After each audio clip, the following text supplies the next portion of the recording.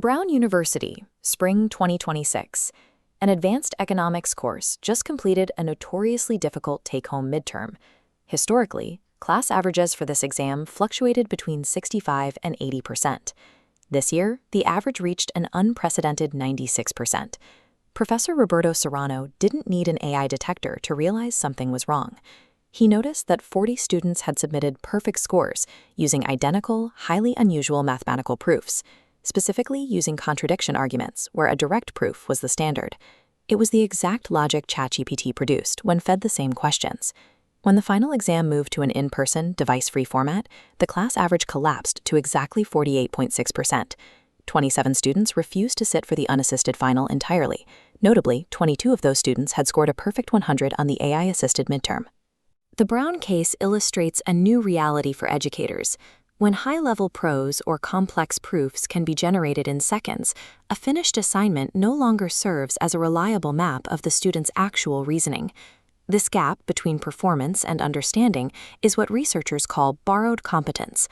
A 2026 study by Berkeley found that business students using unrestricted AI finished their tasks 45% faster than their peers, but that speed came at a cost. When these same students were given a surprise test 45 days later, their scores trailed the traditional learning group by 11%. The AI provided the final answer before the students had attempted the intellectual heavy lifting. However, AI isn't inherently harmful to learning.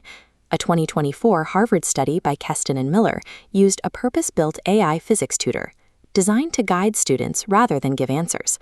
In that environment, student engagement doubled and test scores actually improved. The problem isn't the technology itself, but the way it's applied.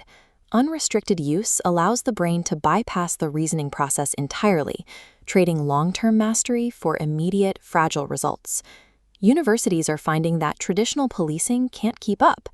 At Brown, it took nearly 2 months for the formal review process to move forward because the administration required individual, student-by-student complaints. Between administrative lag and the unreliability of AI detection tools, educators are realizing that policing the output is a losing battle. This has triggered a shift toward the dual-track evaluation model. This framework stops trying to catch AI use and instead structurally divides grading into 2 parts, measuring the human mind alone and measuring the human AI system. Institutions are moving past detection and toward a fundamental redesign of how they verify student understanding. Track 1 focuses on independent competence. This measures what a student can recall, reason through, and explain without any external digital scaffolding. At the University of Chicago Law School, this has led to a pilot ban on electronic devices in core first-year classes.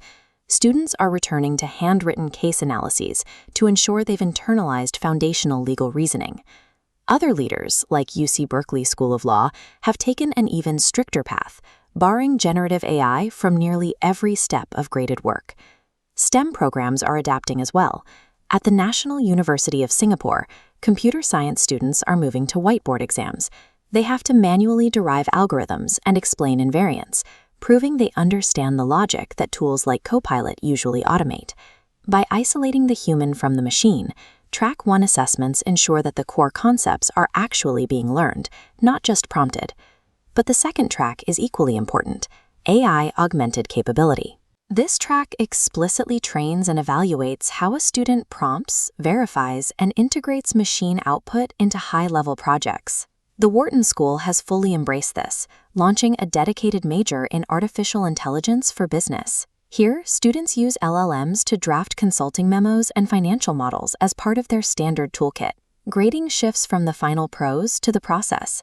Professors evaluate prompt logs and verification reports, checking how a student edited the AI's output and where they caught its mistakes. Stanford policy labs are taking a similar approach, using AI to simulate stakeholder reactions and draft legislation. The assessment focuses on the student's ability to critically evaluate the policy trade-offs the AI suggests.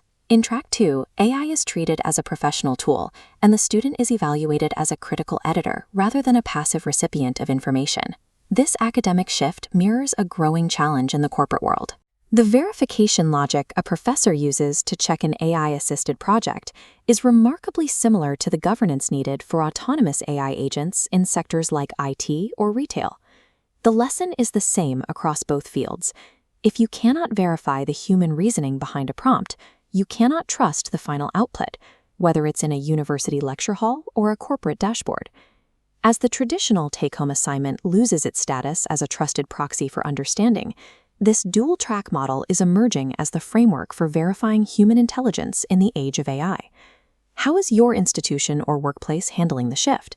Let us know in the comments. And for more on the science behind the headlines, like, share, and subscribe to KYC AI Labs.